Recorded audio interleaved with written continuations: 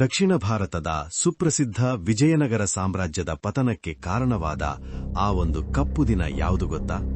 ಅದೇ ತಾಳಿಕೋಟೆ ಕದನ.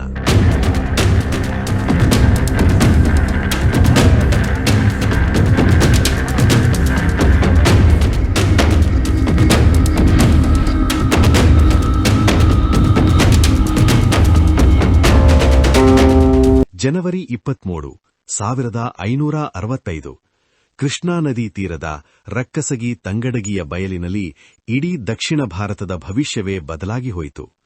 ಒಂದು ಕಡೆ ಅಳಿಯ ರಾಮರಾಯನ ಬಲಿಷ್ಠ ವಿಜಯನಗರ ಸೇನೆ, ಇನ್ನೊಂದು ಕಡೆ ಒಂದಾದ 5 ಸುಲ್ತಾನರ ಬೃಹತ್ ಒಕ್ಕೂಟ ಸಜ್ಜಾಗಿತ್ತು.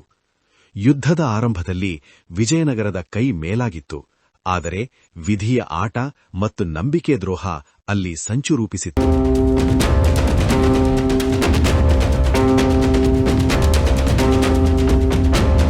ಸೈನ್ಯದಲ್ಲಿದ್ದ ಗಿಲಾನಿ ಸಹೋದರರ ವಿಶ್ವಾಸಘಾತುಕತನದಿಂದ ಯುದ್ಧದ ಗತಿ ಬದಲಾಯಿತು.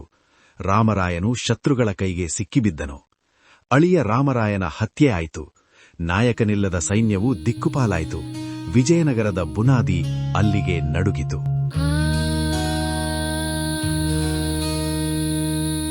ಗೆದ್ದ ಸುಲ್ತಾನರು ಹಂಪಿಯನ್ನು 6 ತಿಂಗಳ ಕಾಲ ಲೂಟಿ ಮಾಡಿದರು.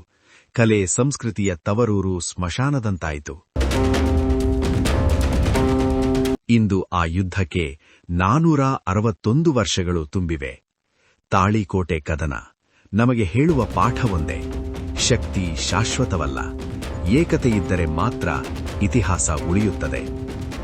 ಇತಿಹಾಸದ ಇಂತಹ ಆಸಕ್ತಿದಾಯಕ ಸತ್ಯಗಳಿಗಾಗಿ ನಮ್ಮ ಚಾನೆಲ್ ಅನ್ನು ಸಬ್ಸ್ಕ್ರೈಬ್ ಮಾಡಿ.